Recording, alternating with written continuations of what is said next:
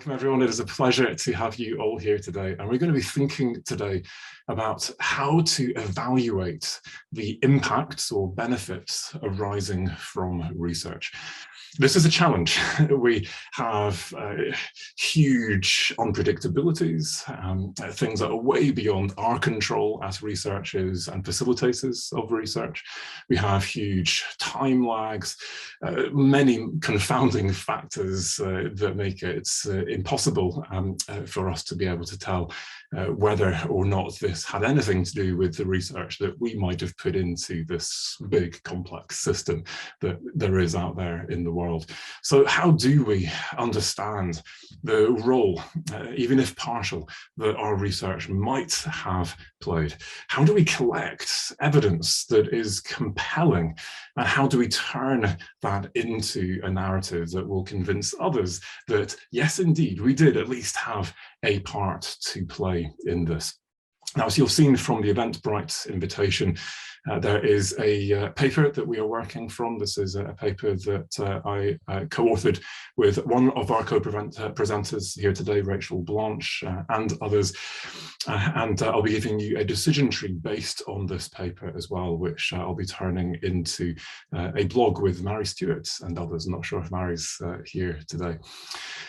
So it will be, format will be the first hour or so will be us, 20-minute slots. I will give you the basics of the paper and then feed through into how you might turn that into a narrative that is compelling, using an example from the Research Excellence Framework, or REF, in the UK. Then I'll be followed by Rachel Blanche, who is a senior lecturer at Queen Margaret University in Edinburgh, who will be talking specifically about arts-based methods, a really rich seam of highly creative ideas that she input to our paper. Followed by Poppy Townsend, who is communications manager at a data facility at UKRI. And we'll be thinking in this context about how you evaluate the impact not only of a single research project, but a bunch of different research projects that are now feeding into a program, in this case focused on data. And of course, today here we have not only individual researchers, PIs and the like, but also research facilitators, people working in professional services and programs at very different scales. So we'll think about that. And do have a think about how you might want to engage, add your questions in the chat as we go. We'll come to them at the end, but also come with your own evaluation challenges, questions. How on earth could you prove that? And if me, Rachel and Poppy can't answer your questions, I'm sure there will be someone here who's got some ideas. So let's dive into this then, and I'll give you an overview at this point of how to evaluate impacts. I'm going to go fairly fast through this because you've got the paper, and my hope is that you can read this in your own time. So let's first of all think about what this is, and this is a version, a plain English version of the definition that we included in the paper, which emphasizes that this is about both the understanding the significance and the reach, and let's try and get evidence for both of these. And we're thinking about both positive and negative effects of research. And so there's a moral point here, which is that our funders might be asking us to tell them the benefits of our research, but our task is not only to look for the benefits, but to do a much more dispassionate and balanced assessment of what might have gone wrong as well, and what therefore we can do to resolve those issues. But in summary, and as simply as possible, your task is just to identify cause and effect relationships, where the cause is the research and the effect is the impact.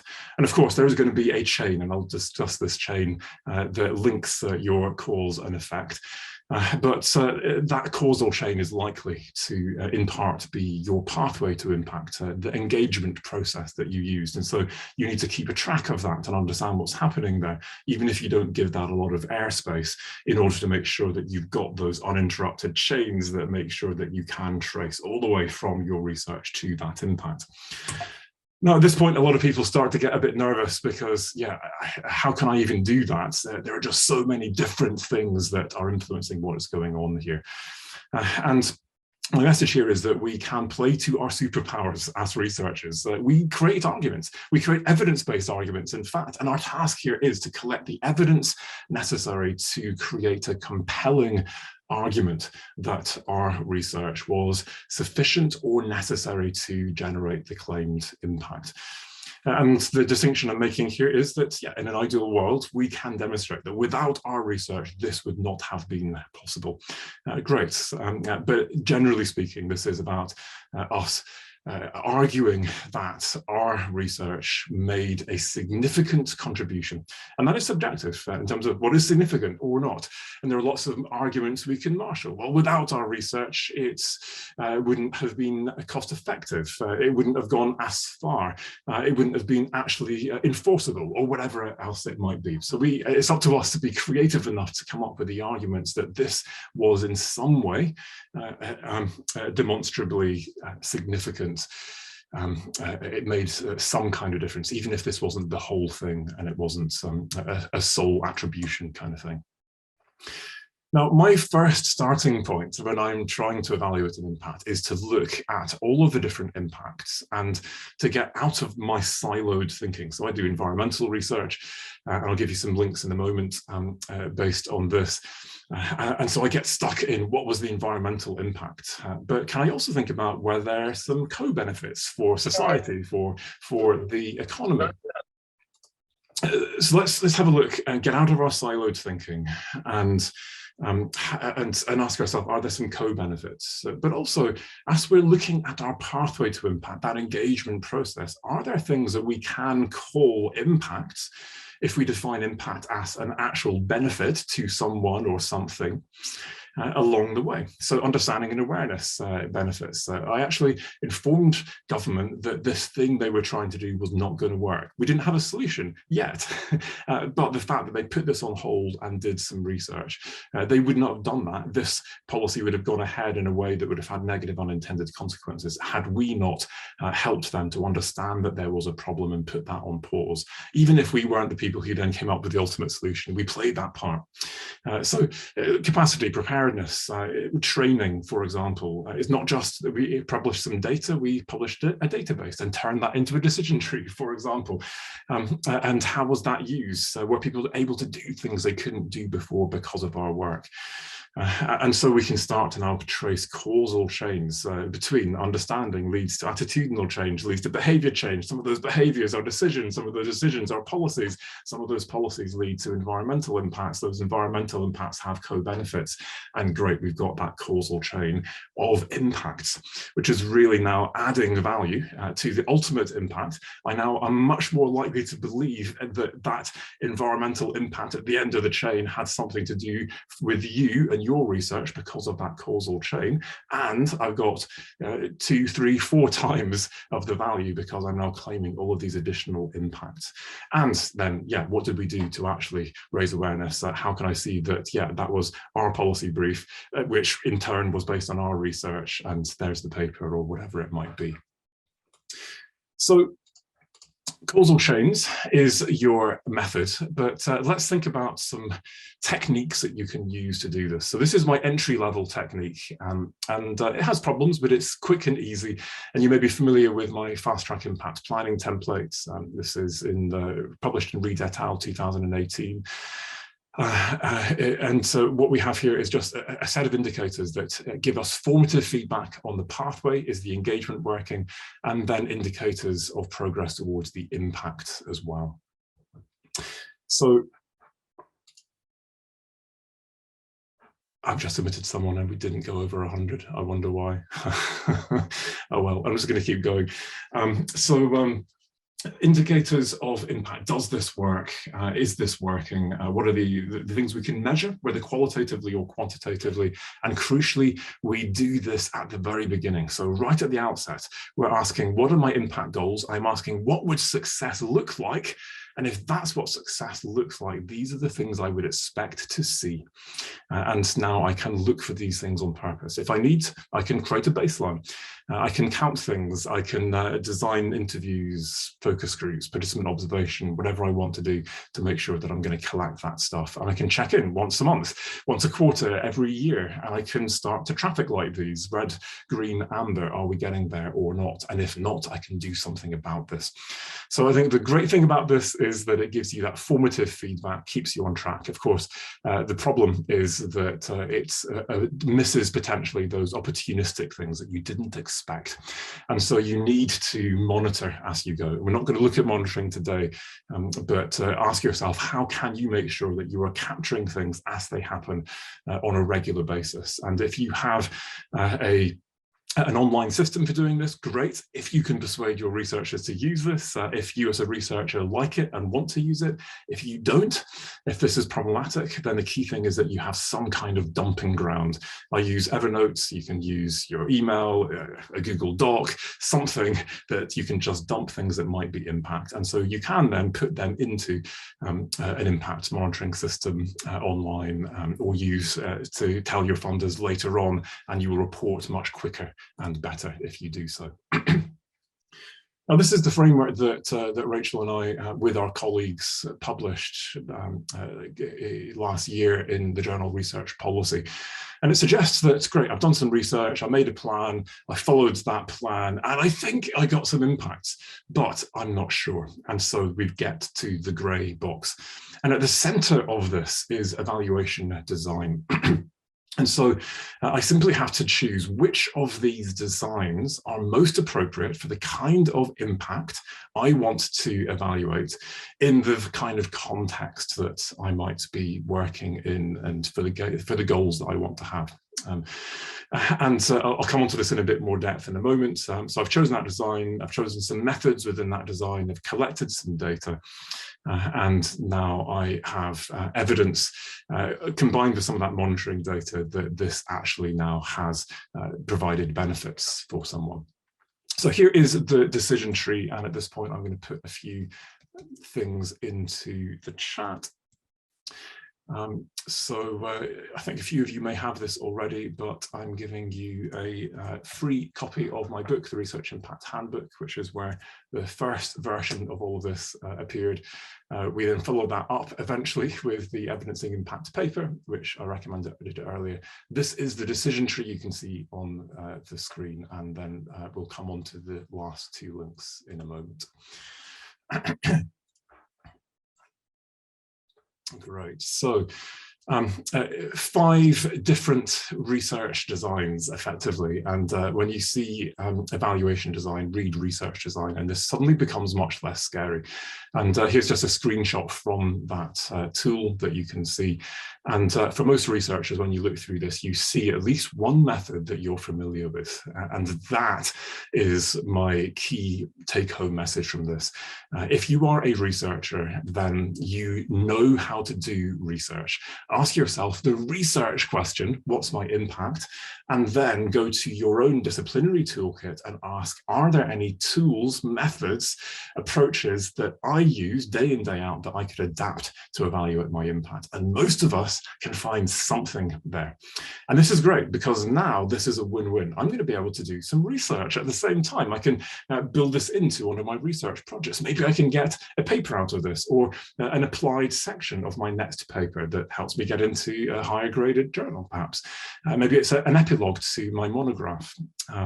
And instantly I feel more motivated by this. And for those of us in professional services wondering how we can motivate our colleagues to engage with impact, then getting us to think about this as a research design is a really great way of getting people motivated. Of course, every now and then you discover, yep, don't have what I need in my own toolkit. That means I can then look out for the right kind of help. I can target that. I'm still in the driver's seat in charge of this, and I don't have to outsource too much. But of course, we need to be proportionate at the same time. So we need to ask ourselves, great, this is what I would do in an ideal world with as much resources and time as I have. But in the real world, I need to pick and choose some things and do this in a more proportionate way. And what we're doing here is we're getting rigor from triangulation. So this is this idea that I check this from multiple different sides.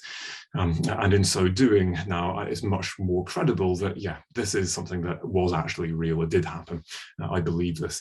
And so I'm going to try this using a few different methods, triangulate this, write this up, send this to my community. Do you believe this? Is this credible enough yet? If not, then let's try and find out what is the problem, and let's increase our sample size, go and talk to a few other people, take another case study or whatever it is.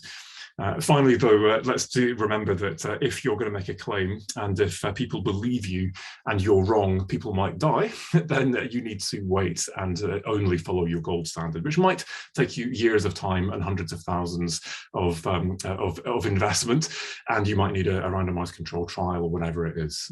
But for most of us, we can do our gold standard thinking with our researcher head on, pare this down, triangulate, and we've got something good enough in days or weeks of our time, rather than months and years of our time. This is achievable and hopefully motivational. Now, I'm going to give you a few different examples and then finish by thinking about how we can take one of these examples and consider how to turn this into the kind of evidence that we might be able to sell to a funder, for example. This is one of a number of mixed method designs. I'm going to start with a postcard to your future self. I'll put the link into the chat for this method. And this in itself is not an evaluation method. So the idea here is that at the back of your exhibition, if we're doing public engagement, in your public lecture, in my policy seminar, in this case, everyone has a postcard. You take your postcard, you answer the question, what do I want to remember from today? What do I want to do differently? How can I put what I've learned into policy or practice? Write it down, tick the GDPR compliant box with my address, and then a month later, I get this sent back to me. Now I'm reminding myself, oh yes, I wanted to remember this. I wanted to do this. I get much more likelihood of an understanding and awareness impact, or some kind of doing impact that leads to something that I might be interested in. Of course, I need to follow that up, which is why I've got them to tick that box. And for some of them, I can then follow up with an online survey after 3 or 6 months. And there'll be a box at the end of that saying, can I interview you? And for the people who are saying particularly interesting things, I do some online interviews. Great. So put that all together and you've got some very robust evaluation evidence, and built into this is a fairly fun and adding value way of increasing the likelihood of impact. In the second example here, we're going to use social media. So this works for public engagement, but you can do this for a lot of other things as well, where you think there might be evidence online. And the crucial thing here is we're not just relying on the reach statistics of the platforms, we're collecting qualitative evidence of significance. So this actually has made a difference. I learned something, I'm doing something differently instead. So it's that actual textual analysis of what people have written. We might then do a before and after polling approach. So on my podcast, I've got an episode from the last season with someone who got their research integrated into 4 episodes of Casualty. They did before after polling of the media, of the audiences of that TB program, to find out if they had increased their awareness of maggot therapy and whether they had reduced the yuck factor and were more likely to say yes to maggot therapy on the NHS. And they then were working with the key supplier of maggots to the NHS to see whether that then translated into an increase in the use of maggot therapy across the NHS. Nice design, but expensive. So if you want to do this for free, you can create a funnel approach where I get people in via social media to answer fun quizzes and such like, to then try and get a big enough sample of people who might tell us what they actually learned and what they're actually going to do next. The final example draws on my own ref example here, and I'm going to generalize this now. We'll talk about this in more depth later. So the first thing is that you see there is a possible link from your research to some policy. So great, I think this is me, but sadly there is no citation. I can't prove it. So the second place you go is your pathways to impact. So did I write a policy brief? Did I do a webinar? Was I invited to give evidence? Was that evidence then written up in a report? What happened to that report? And I look for all of that evidence. And now when I put that together with the policy, and I can see that the policy matches what I recommended, okay, this is now pretty strong, but it is still circumstantial. So the final step then is to get that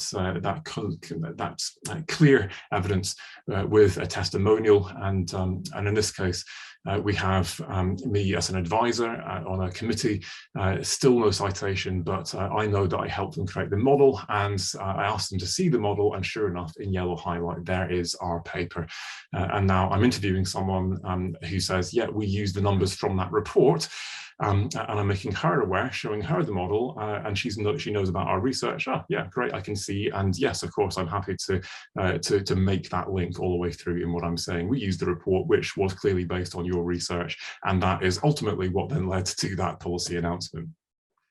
Of course, if you are looking at policy impacts in particular, which is a challenging one, which is why I've chosen this for today's webinar, then altmetric is a really nice way of having a look at this. There are biases to English-speaking and developed countries, just to warn you, but if that's where you're working, then this can be helpful. And you altmetric this, go to the policy documents tab, and interesting. And this may be evidence in its own right. Usually you're going to have to follow up, interview a few people, but it's a nice starting point. But don't get fooled into thinking that your altmetric score is impact. It just says people are writing about your research. You need to know who those people are, what they're saying, and whether there's a benefit.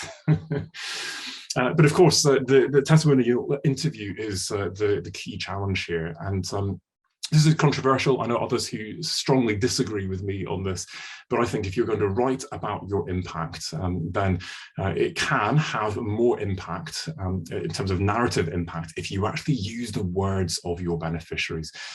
And so what we're doing here is that we are starting by getting ethics approval. That's my own view. I know a lot of people don't bother with that, but I think to do this in a way which is responsible, we should be getting ethics clearance on this stuff. We're doing an interview. If it feels awkward, I'll start by saying, well, I want to catch up with you, find out what you're doing, offer further help, make sure that you actually have time to give that further help. And while we're here, I'd like to do an evaluation. They've done their consent form, etc. And because I'm going to transcribe this and then say, here is what I've written for you based on this transcript. And I've highlighted the transcript so you can see where it came from. But you often do need to do this because here's my example. Someone I chased down to the climate conference in Spain. She gave me 10 minutes of her time before she went into negotiations. And in that time, she was able to say, yeah, we used the Peatland Code to inform this bit of policy. And I was like, that's not what I was looking for. Are you aware that the Peatland Code is based on our research? And it's like, yeah, vaguely, tell me more. So here's how the Peatland Code was based on our research. I was the first author of the code. Yeah, okay, in that case, I'm perfectly happy to say that it was based on the Peatland Code, which in turn was based on your research, because, yeah, and I sent her the papers, great. And we were then able to explore, okay, 10 million, is that significant? Maybe, maybe not. What's some context that could help this really look like this is impressive? And yeah, in the context of an austerity project. So there's some kind of, you could argue coaching, or you could argue probing to really explore what's going on here. And now in a nice, succinct summary sentence, we can see what's going on here. Now, I don't have time to go into this paper, but you've got the link. This was led by one of my PhD students, Bella Reichard, with Jet, who's on the call, maybe others on the call as well. And I'll give you my slides so you can see my summary of all of this. But I would like to conclude by just showing you the anatomy of a claim in terms of a narrative structure, a causal structure, and a claim structure, because it's all very well evaluating your impact. But I would argue that the final step is that you need to turn that evaluation into evidence.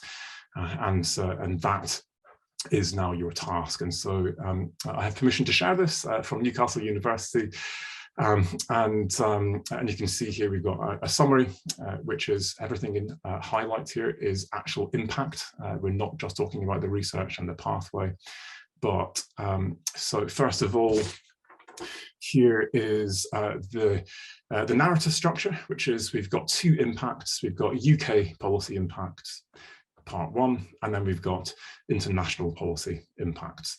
So I'm basically structuring this as I am claiming two things, but there are multiple parts to these two things, which when added up are hopefully going to be impressive, rather than taking each individual one itself, which might not look so impressive in and of itself. So that's the overall narrative structure.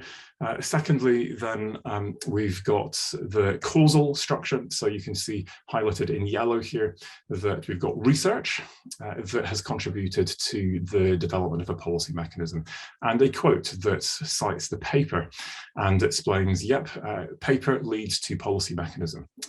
Because instantly you can see from that interview with my colleague in Spain, that seems to be how this is working in people's minds.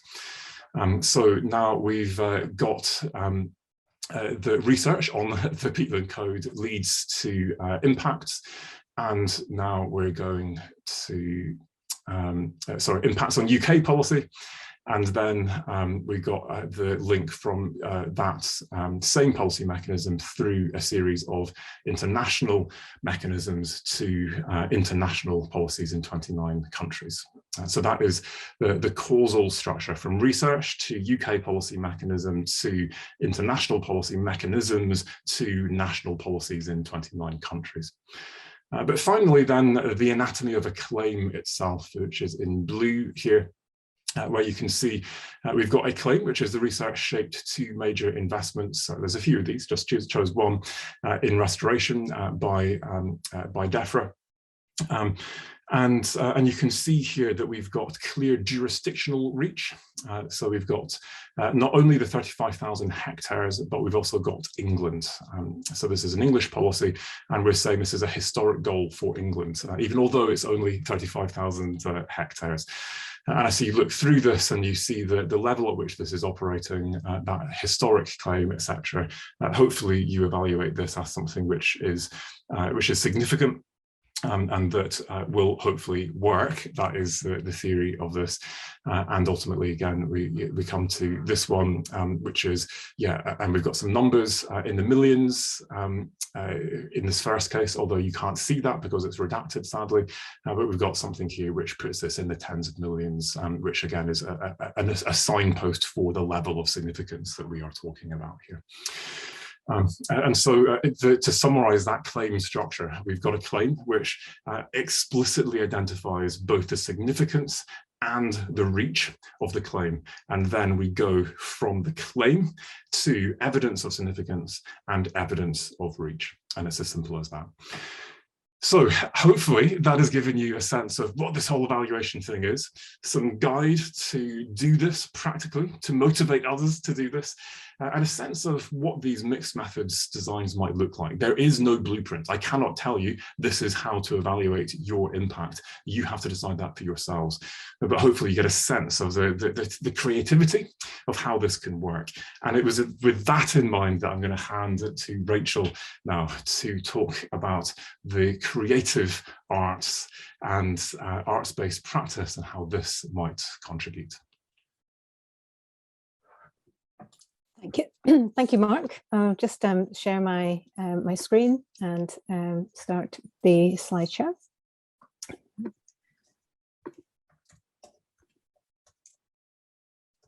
Okay, so hoping everyone can see that okay. And I'm just going to minimize this so I can see. So yeah, I'm Rachel Blanche from Queen Margaret University, where I lecture and teach in arts management and in cultural policy. And I also co-authored the paper with Mark about impact methods.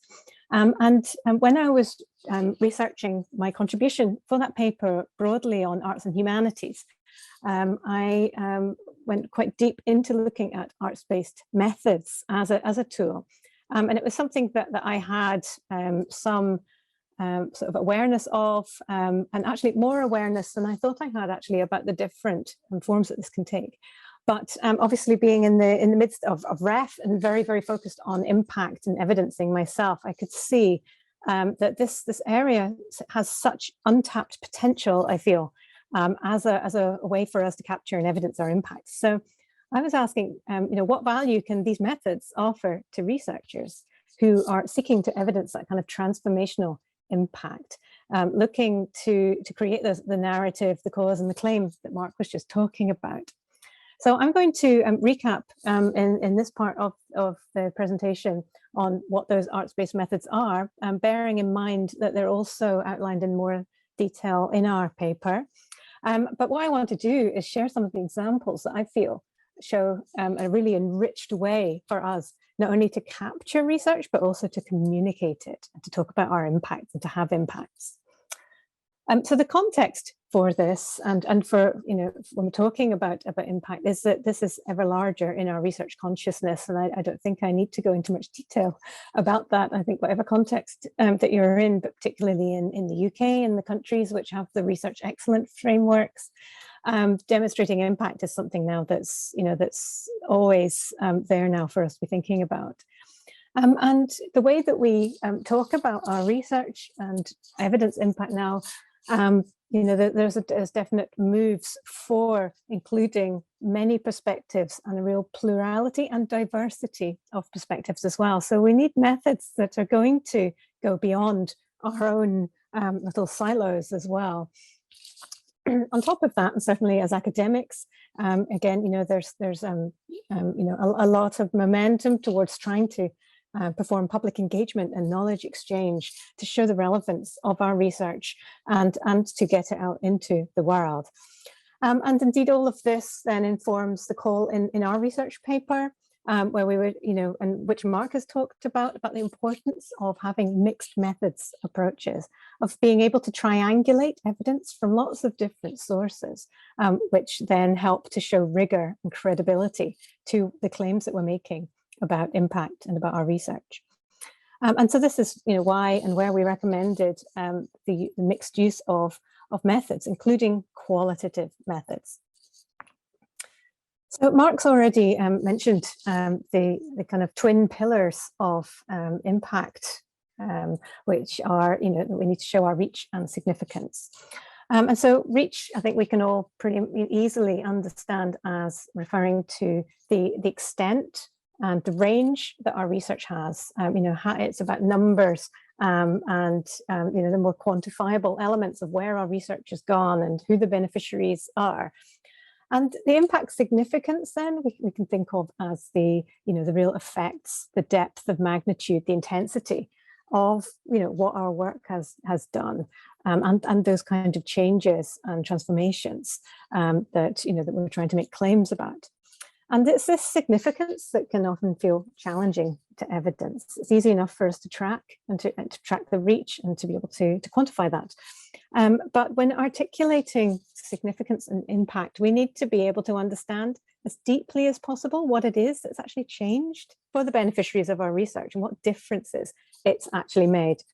And that's the difference between understanding what the pathway to the impact is, and then being able to actually talk in incredible detail about what the impact is. So our impact data needs to show tangible evidence of transformation and change. And because this is normally very subjective, it's normally down to people's individual experiences. This is where we need to be employing qualitative methods, and this is where I feel that arts-based methods in particular offer real exciting scope for capturing these kinds of messages. So when I'm talking about arts-based research, I'm talking about research methods in which use of the arts play a primary role in one or more steps of the research. And so that will become clearer, I think, as I give examples. But it's where art forms are an essential part of the research process itself. So we're using creative methods, or we're using art forms. And in the review that I undertook, you can see a whole range of different art forms and different methods used creatively. And that we can consider these as visual methods, so photography, murals, painting. We can consider narrative methods where people are producing poetic responses or fiction or autobiographical accounts, and performative methods as well, where people's experiences and data can be represented on film or through film, theatre, dance, etc. So there's an unlimited range, I think, of creative methods that can be used. But what I've found really amazing, coming from an arts and humanities context, was to find just how many non-arts disciplines are already employing arts-based methods and seeing the value of these in trying to gather, those kinds of testimonies to engage with beneficiaries in their fields. And so you can see here, this list is very wide-ranging, but from healthcare and psychology, right across into more kind of scientific contexts of biodiversity, environment, conservation, and a number of different contexts that we consider to be non-arts disciplines, all using arts-based methods. And so the features of arts-based research that I pulled together from this review, and which are outlined in our paper, are that it's particularly participative.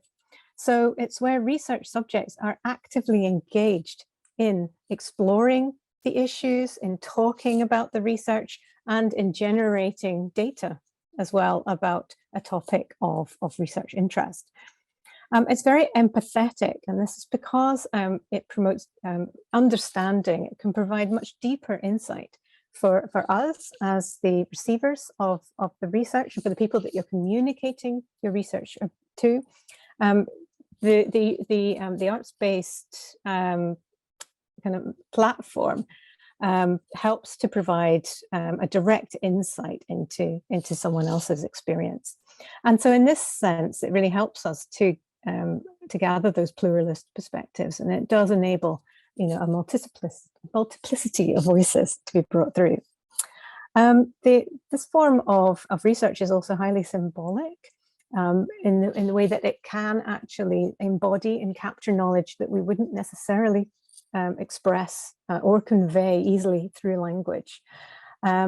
And it's, in that sense, it's also implicit, because we can actually capture something that's a bit more intangible, and things that could easily otherwise pass unrecorded using conventional methods.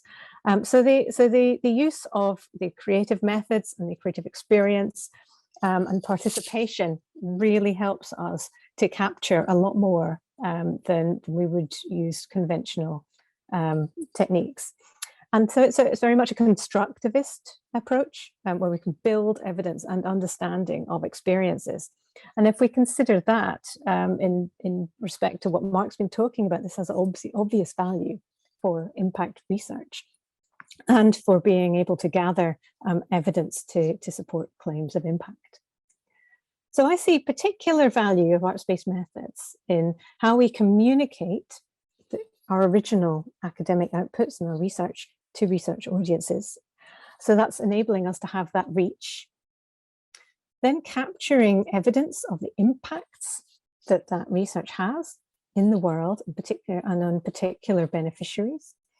And then again, once we've generated what our impact claims are, how we disseminate those and allow people to truly to appreciate the depth of impact that we've had. So, when I talked about, the kind of implicit and symbolic nature of this as a research method, think about, the nature of the arts and something visual, like this image here of Edvard Munch's Scream, as a way of transmitting nonverbal testimony.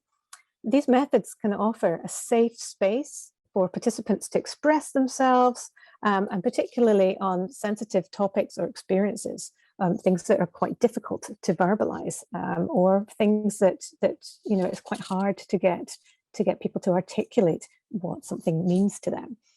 And when any of us look at an image like this, it speaks to us directly and personally, without an accompanying narrative. And for most people, it's kind of recognized that agonized face in this painting kind of symbolizes anxiety and the human condition. It draws us in and it communicates something. And so this is how a way that I think we can all immediately relate to the idea that art is non-verbal in a lot of ways, and all of the different art forms that I'm talking about have that capacity.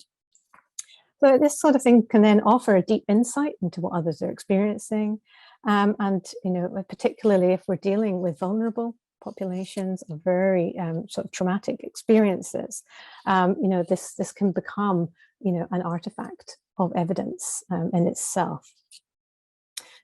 So the fact that we're engaging participants in producing arts-based findings really helps us to highlight elements of lived experience. And things that can often be overlooked or ignored. And so this is where the literature talks about how these methods can help to provide thicker narratives of impact, and certainly to capture things that might otherwise just remain unexpressed. So the first example that I want to show you is a project that my colleague at Queen Margaret University, Dr. Anthony Schrad, who's here in this meeting today, that he was involved with the Lydia Osteoporosis project. So within a healthcare setting, and Anthony is an artist researcher in my department. And this project was exploring the risks to people with osteoporosis, which is a bone condition which puts them at high risk of fracture risk and bone damage, and it was about how increasing awareness of frontline staff in healthcare settings about that condition from the patient's perspective, and to improve practice and understanding of this. And so Anthony and another artist, as part of this project, were involved in creatively engaging those staff in kind of issues of engaging with the data that had come out of the research project. And so that by getting people into a space where they could think creatively about the body, and to really think in detail about the nature of their practice and their collaboration with the patients, enabled them to provide fresh approaches and different perspectives that allowed these the healthcare staff to be asking questions of their own conventions and practices. We can see from the literature here, this being one of the features of arts-based methods. And so one of the things that the nurses and healthcare staff did was to put themselves into the patient position, was to see what it felt like to embody that condition themselves. And so they created very fragile exoskeletons, like tissue paper, on their limbs, to then see actually what some of the challenges were, what it felt like to be in that position. And so this is the form of embodied knowledge as well that can be explored through methods like this. And it facilitates learning by enabling something that's a tacit form of knowledge to be made explicit, therefore drawing out new insights and new depth of impact. And because it's participatory, we can see that there's an action and reflection cycle, which takes you deeper into both impacts, but also the understandings. So we can see how then, this add value, where if they've just done questionnaires or interviews, that might have failed to articulate the impacts. And I think that this example demonstrates the way that artists can bring to a research inquiry a different way of seeing, imagining, and approaching an issue. And that leads to very different kinds of questionings and broader inquiry. So the outputs of that creative strand of that project then led to materials that they could disseminate to other practitioners. So the realization that that it was a bit like a dance. Sometimes you had to lead with your patients, sometimes you had to follow, about not always being able to communicate verbally, and then take home messages as well for practitioners.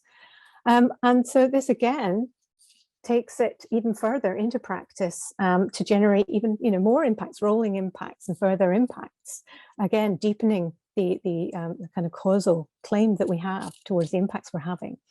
And of course the project had its conventional outputs as well, with articles and write-ups in academic journals, but also artistic outputs, creative works. And here we can see Anthony's work here offers a representation of the fragility experienced by patients.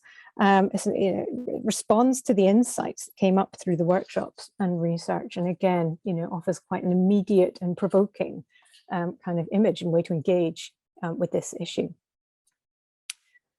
So we can see how we can use a creative method like that to generate deeper insights and to allow people then to reflect on the impact that data about something like osteoporosis can have for healthcare staff.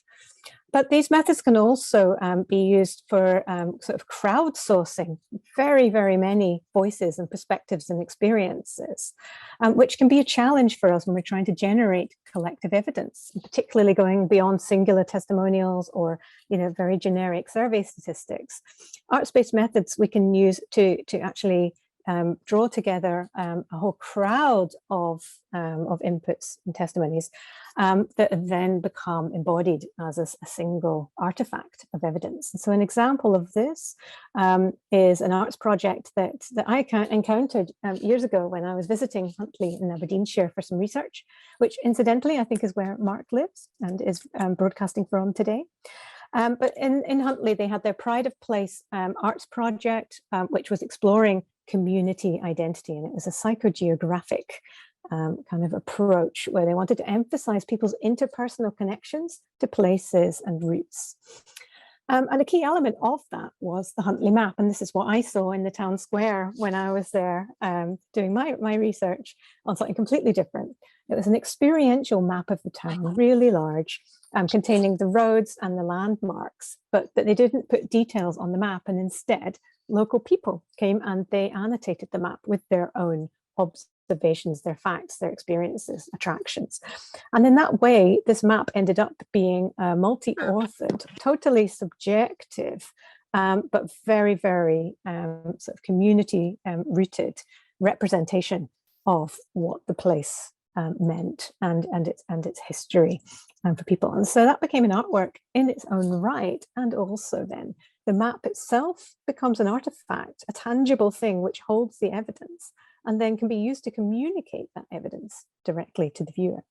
So unfortunately, I haven't ever been able to secure a picture of that finished product, but I think it's fascinating as something to think about, the way that an artifact like that, something created, can become a repository of evidence like that that's just so immediately conveyable. And it captures a depth and authenticity of experience, and again, can reveal lots of unexpected and unanticipated results. So I've talked about how we can use some arts-based methods to gather data and to explore issues.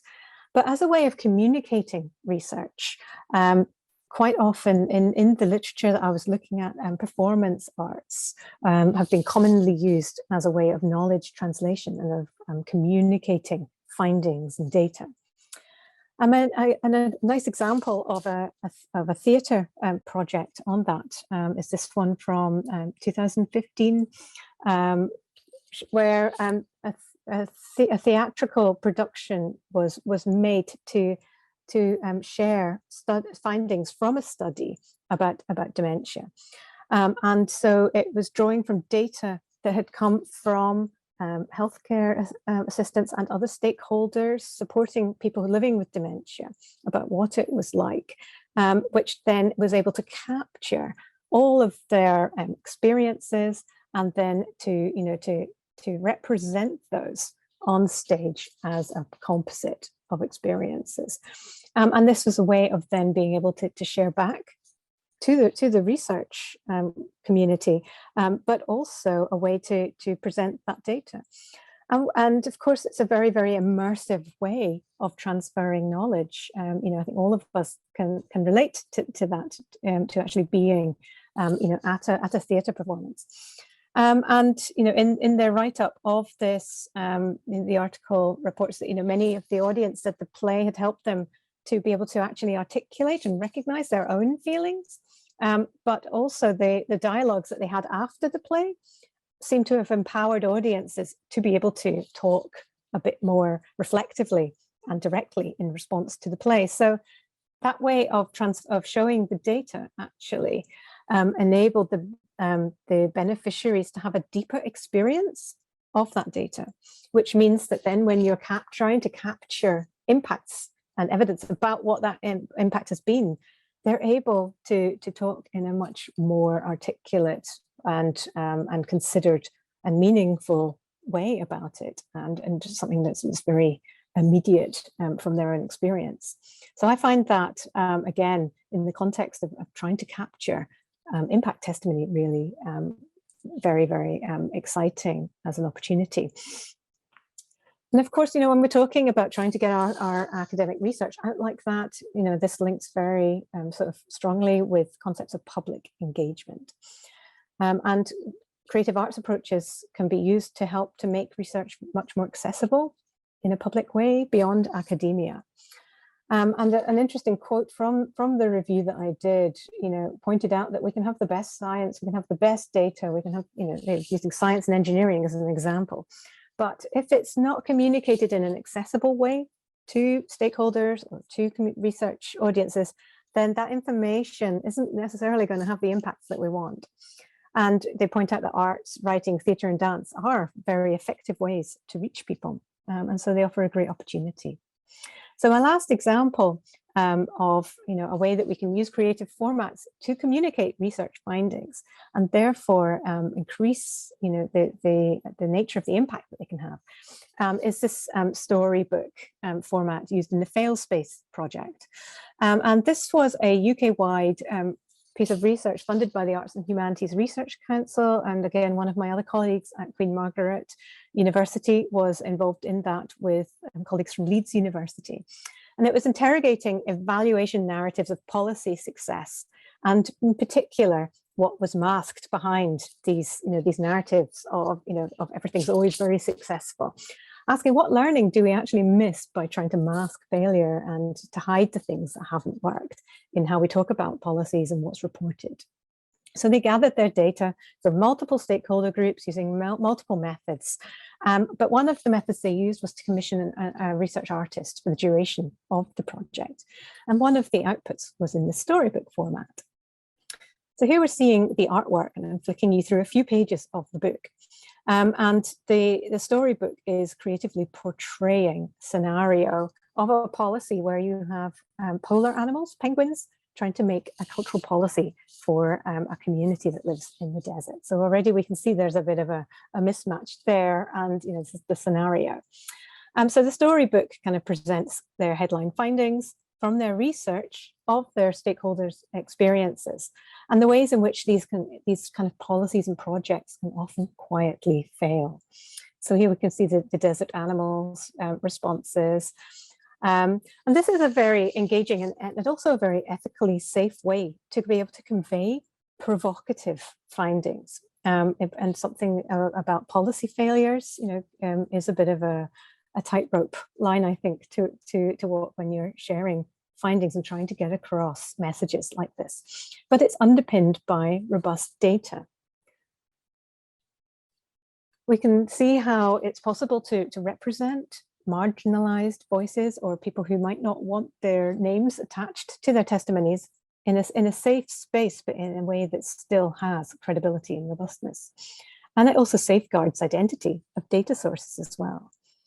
It avoids stigmatizing specific examples of failure because it's represented in this creative context. But what we can see here is that this kind of format is very engaging.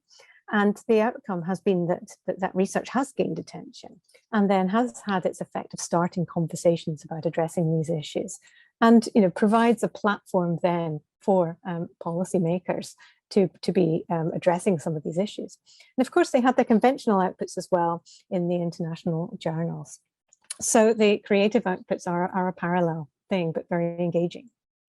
So to summarize, all this for evaluation and reporting of our impact really stems to this point here, I think, which is that it's a very action and reflection kind of cycle for research. And that is what helps to take our understandings deeper and allow our impact testimonies to go deeper as well. And so we can elicit more reflective, considered impact testimonies by engaging some of these methods, which of course helps us to be able to make those claims and demonstrate the significance of our research. And this also helps to support that causal chain that Mark was talking about earlier, where impact data is gathered after participation in an activity that is presenting research. We can show that there's a direct causation between that data or those findings or that issue or our sort of research onto something and then the testimonies that we're gathering. I think it creates very valid and compelling evidence. Collective testimony carries more weight, but being created by the research subjects itself gives that evidence, a direct authority that's it's able to generate rounded reporting, and its powerful medium for communicating it is not only highly engaging, but actually it speaks in a non-verbal and implicit way to whoever it is who is receiving that evidence. So in terms of the practicalities of doing this kind of work, I feel I need to say that it has to be carefully considered. I mean, for a start, a lot is dependent on the choice of art form that we're using. But because we're going to be dealing in a very socially engaged way, there's the strong codes of practice and ethics and safeguarding that need to be considered, and it requires very specific skills in artistic facilitation and also artistic research. So I think that it's a really great opportunity and quite an untapped field for us to build in more arts-based methods alongside our more conventional methods by engaging participatory research artists as part of a broader impact plan. And ways to find the research partners, my kind of first suggestion would be if you had a research project to try advertising it via Artworks Alliance UK, which has a website and a newsletter and is the main kind of platform for socially engaged artist practice. And also to approach universities, which have units which do this kind of work, like us at Queen Margaret University. And so if you are interested in actually trying to set up work like this, then a great person to contact is my colleague Anthony Schrag, who himself has lots of contacts in the research artist field, or myself as well. So that's all I wanted to say. Thank you very much. I shall stop sharing now. Brilliant. Thank you, Rachel. And thank you, Anthony, as well, for answering some of the questions in the chat. I'll let you, Rachel, now head in there and answer some of those questions yourself. Fascinating. And a few people said in advance that they were going to have to leave at 10. So great that so many of you are still here after 10. And we're going to move next to Poppy Townsend from UKRI. And what's interesting about this is the challenging context in which Poppy is working and some of the creative ways in which she has solved those challenges. And with that in mind, we're going to segue into the discussion, and I'd like you to raise some of your own challenges, and you can start putting them in the chat already. So Poppy, thank you, and over to you. Thanks, Mark. So hi, everyone. I'm Poppy, and I'm the Communications Manager at CEDA. You've probably never heard of CEDA, but don't worry, I'll explain who we are and what we do. So my main task today is to explain how we've been working out the best way to evidence our impact and share some tips with you based on our experience. So who are we? We are part of UK Research and Innovation, or UKRI. So UKRI, if you don't know, is the largest funding body for research and innovation in the UK, with over 8 billion a year invested through the 9 funding councils. So my team sit across 2 of the research councils, which is STFC and NERC, or the Science and Technologies Facilities Council, and the Natural Environment Research Council. So CEDA stands for the Centre for Environmental Data Analysis, and we are a team of approximately 30 people, ranging from data scientists to software engineers, and we provide data services for the environmental science community, both within the UK, but also internationally as well. So we do this via two key services. So these are called Jasmine and the Cedar Archive. Jasmine is a large computing infrastructure, and it is used by environmental researchers to analyse and work collaboratively with data, usually big data that they can't have on their own computers, so they come and use our infrastructure instead. And then the second service that we run is called the Cedar Archive. So this is a long-term data archive hosting data from a range of different sources, for example, climate models, weather measurements and satellite imagery, things like that. So alongside these two key services, we also build tools that help researchers to access and analyse the data. So these services work in parallel with each other to provide researchers in the environmental science domain with the best possible services to suit their data and computing requirements. So who are these researchers? So you can see some numbers up on the screen of how many users we've roughly got, but they're predominantly UK researchers working in environmental science, predominantly from academia, but also we have members of the public or commercial organisations using our services too. So historically, our communication with users has been limited to support requests via our help desk. So the user may email us, they ask a question, we answer it, and then that's it, it's over. It's kind of one way and it's quite limited. But we know that there's lots of people making use of our data or compute services, but we don't really know what they're using it for. So we don't know what the impact our services are having on their work. So that's what we're trying to find out. So what do I mean by impact? This is the definition that we chose and slightly adapted from Mark's work back in 2016. And yeah, this is basically what we based it on. So the focus was on how the research relied upon our services, and without our services, the impact would not have been possible. So our services enabled their research to be done. So as Mark and Rachel have already said, there's difficulties with collecting impact evidence and information. So here's a few that we found. So back in 2016, our funders asked us to provide them with a selection of impact stories or case studies. We weren't doing this at the time, so the main difficulty we had was that this was very reactive rather than proactively going out and asking people what they were up to. So it wasn't very time efficient, and yeah, we only targeted known people that we knew about. So we didn't ask everyone, we just asked key people that we knew were doing impactful research. So an example of the type of information we collected is on the right hand side. So we found that it was very difficult to evidence the impact, especially when it's once removed. So what I mean by once removed is that we at CEDAR are providing services, but we're not the actual researchers who are doing the impactful research. So we provide the services that enable them to do something impactful. So we're one step away or once removed from the impact. And finally, we found that researchers can be quite resistant to providing us with the necessary information because researchers are being asked for it from lots of different places, so why do they want to give it to us? So we decided that we needed a better process to regularly collect this information, and we wanted it to be one that our users were happy to engage with us with. So in 2018, I was studying part-time for a master's in science communication at UE Bristol. This is me very excited handing in my dissertation. So I just wanted to shout out to my supervisor, Claire Wilkinson, who, yeah, is a massive help in this work. So thank you very much, Claire.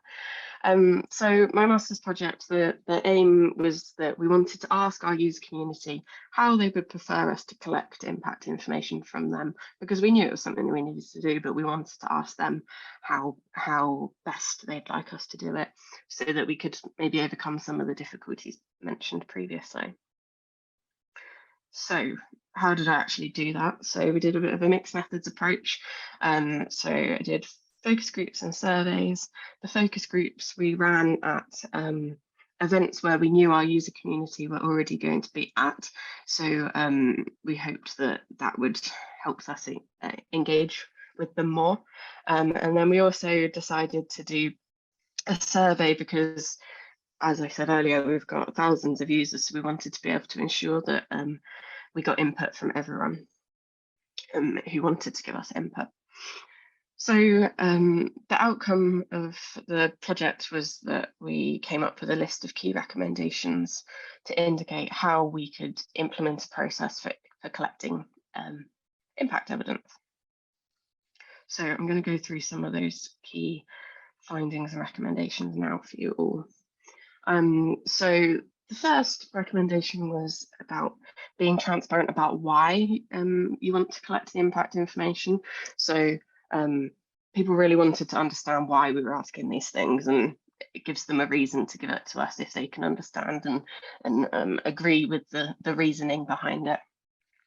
So for example, we want to collect this impact information because if we give this information to our funders, they might give us more money, which means we can provide you with a better service. So that kind of links on to the next point, which is emphasizing why it's beneficial. So if we got more money, we could provide a better service. So if they tell us why they think the services are great and how the impact came about in the first place, then it kind of shows the benefit to the person who we're asking for this and potentially annoying information from.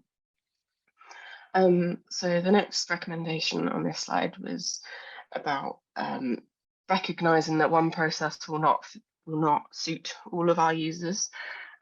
So you need to tailor the process accordingly. So we found that across our user community, everyone was collecting or evidencing impact in different ways and reporting it in different ways. So there was no one way that we could get people to give it to us in one way, but we could think about how we tailored how we ask them for the information based on why we were collecting it.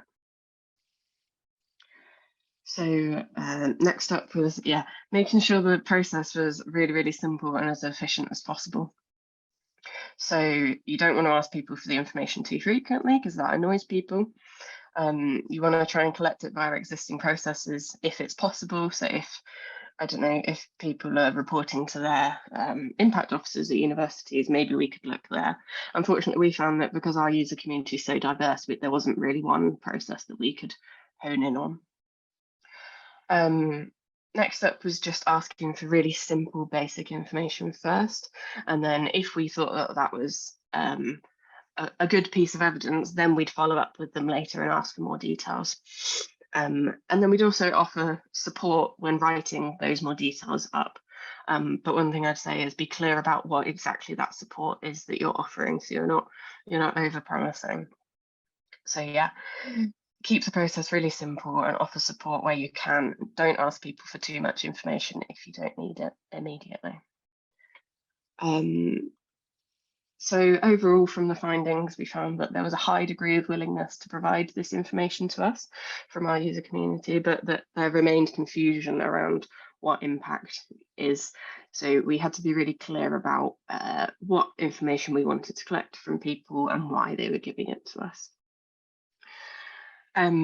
So you can read all of those findings in more detail in this paper. It's open access. I'll share a link to the slides at the end of my talk, so you can find all these links that I'm sharing with you.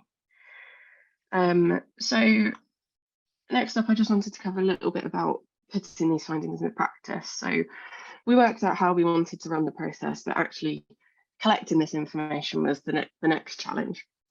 So in 2019, we targeted a subset of our users, about 2,000 people, and we sent them a survey asking them for really basic information.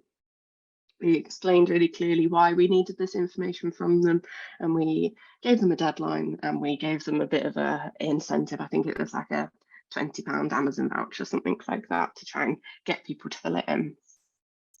And we told them at the time that we'd only contact them asking for them for more detailed information if we wanted to use their story. And we kind of sold it to them that if we did do that, then potentially we could help publicize their research and share with other people what they were up to. So that was another kind of little incentive. So the results from the survey came in and we got over 50 responses from the people that we asked, which is quite a low response rate looking at the percentages of how many people we asked. But actually, I think it was really successful because over 80% of the responses were suitable for writing up into a full story. So there was lots to be working with. And also, I was the only person working on this as a small part of my day job. So I think if I had all 2,000 people reply to me, it just wouldn't have been feasible for us to go through. So we were really happy with it, especially because lots of the submissions that came in, we had no idea that they were using our services to do the research that they were doing, which was great. So once I'd gone through them and had a little look and picked out which ones we wanted to cover, we contacted people and asked for more details, and we wrote them up into stories. So you can see some examples on this web URL at the bottom. So we found out about things that we already knew that people were using our services for, so things like climate change research, but we also found other research we didn't have any idea was happening. So monitoring bird population changes or biodiversity in insects. We didn't know that this research was happening. So that was really great to find out from this. So we ran the survey, we found some information, but I just wanted to show a couple of other examples of how we kind of inadvertently collected impact information along the way. So it doesn't have to be a structured survey to collect this information, I guess is the point of these next few slides. So we support various events where an external researcher asks to use our services to run some sort of event. So this one, for example, was some hackathons in the lead up to the big climate conference that happened at the end of last year in Glasgow called COP26. So the organisers did some stuff, their attendees did lots of research, and then we asked the organisers what they did. So they gave us lots of different examples of the types of research that our services enabled, and then they gave us some nice quotes about how great it was to be able to use the services, which was lovely. So again, there's full details about that on the website as well. Another example of inadvertently collecting this information is by spotting credits to us on Twitter. So this guy Jacob did a big Twitter thread about his research, which was great, and then right at the end he tagged us saying supercomputing done at Cedar News. So I contacted him and just asked him to expand a little bit, and then we decided that it would make a really great story, and we wanted to learn more about his research, so we wrote it up into our own story, which is up on the website. And then the final way that I think we've inadvertently evidenced impact is by running some user seminars. So we invited people to come and give a 20-minute talk about their research and explain how they were able to do it by using our services. So now we've got about 12 recorded talks on our website about their research. So it shows all the things that our services enable, but then it was also a bit of best practice sharing amongst users, so they could learn things from each other. So just another example, it doesn't necessarily have to be a case study written down, it could maybe just be a recorded talk to show the diversity of what impact you're evidencing. So some thoughts before I finish. Collecting, reviewing and writing impact stories takes a lot longer than you expect. So don't underestimate how long it will take you. A practical tip, recording the Zoom interviews that you might do can really help, because then you don't have to take really detailed notes and you don't have to remember everything. We initially aimed to do a yearly survey, but that's probably too frequent and we haven't managed to do that because it takes a lot longer than you expect it does. Another key point is try and be flexible in your approach. You don't have to just do written articles, you can do I don't know, yeah, recorded videos or just tweets, resharing things. Like there's lots of different ways that you can evidence the great stuff that you're doing. And surveys are not the only way to collect information from a community. So think about who your community are and how you want to ask them for the information.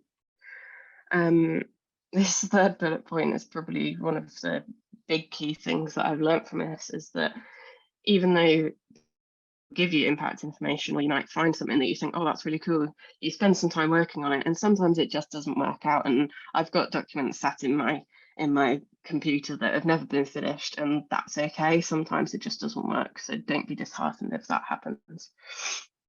And finally, putting numbers on the impact is something that's really hard and something that we've not cracked yet. But this is the ideal place that our funders and government would like everyone to reach. So like Mark was saying, linking up all of those things until you get to the money and the policy bit is great. But yeah, it's not something that we've cracked yet, but it's something that we'd like to work on in the future. So to summarize, some key lessons for collecting impact evidence is that you want the process to be really simple and expandable, and you want to be able to engage users in their story. And you don't want to collect it too often. You don't want it to be too difficult. You want it to be just right. So just like the 3 bears, don't make it too complicated for people or too easy. So the next thing we've mentioned previously was that response rates were low. So this is great because it implies that there's lots more scope for us to collect various other examples of impact. But it also means that maybe the collection methods didn't work for everyone, so maybe we need to change approach for next time. So all of this is in the paper. It's linked here. Again, I'll share a link to the slides in the chat in just a second. But yeah, hopefully that's been useful. If you want to contact me, my email's there. You can follow us on Twitter, and there's our websites. So thank you, everyone. Fantastic, and thank you, Poppy. Fascinating. Second time round for me, and I'm learning more and taking new things through this. So hopefully you're also taking some of the practical lessons, and they're just such a wealth of lessons that have come out of this. So lots of love on the chat as well. I was in the middle of trying to answer a question from Peter. He was asking if I retrofitted this or had it planned from the outset. And interestingly, I actually headlined my ability to write an impact case study in my application for the job in Newcastle, which I think was 2017 that I applied for the job. I could be wrong, something around those times. So it was mid-ref cycle. And crucially, I knew how to move a case study from one institution to another without breaking the rules. And so you can see lots of references to the year 2018 in the case study that is very clearly signposting to reviewers that we are only claiming impacts that have occurred since I moved to Newcastle. But there was a plan from the outset. I'd been evaluating stuff before I moved, and there was a plan to evaluate as we went when I got to Newcastle. Peter is reacting in surprise. Do you want to follow up on that? And then if others can raise hands, I think most of the questions have been answered in the chat so far. But if there aren't any hands, then I'll invite Poppy and Rachel to comment on some of the chat that has been going on. So Peter or anyone else, any reactions to my answer to that first question? Okay, any other questions? Okay, cool. Put them into the chat or raise a hand, and I'll invite Poppy or Rachel to comment on any of the stuff that's been going on in the chat, if that's okay. I'm just catching up. I guess the thing that springs to mind is that everyone here is clearly engaged or needing to be able to think about this, but I think it's great that people are coming and learning from each other, because it's really hard, and I think probably we don't acknowledge very often how hard it is, but it's probably great that people are coming here and we're sharing things. So I think, yeah, it's great that you're putting these together, Mark. So I think it was more a thank you, because yeah, it's really interesting to see lots of different perspectives. Definitely, such a rich theme to discuss. Loving it, Rachel. Yeah, I mean, I think that it's about how we communicate our impact, isn't it? I mean, there's a lot of it's quite exciting to be able to use, you know, kind of different and creative methods, and something that I think is quite easy to incorporate within a broader impact plan. And particularly, once you actually start seeing examples of the kind of things that can be done. But I think that because we're talking about, kind of like evidencing impact, I think the real exciting value for capturing testimonies like this is that they do have that memorable and immediate and direct way of speaking directly to audiences, whoever it is that you're trying to reach and show the impact to. And I think that that's the real exciting element of this, for the context that we're talking about of trying to back up our claims and to put them across convincingly.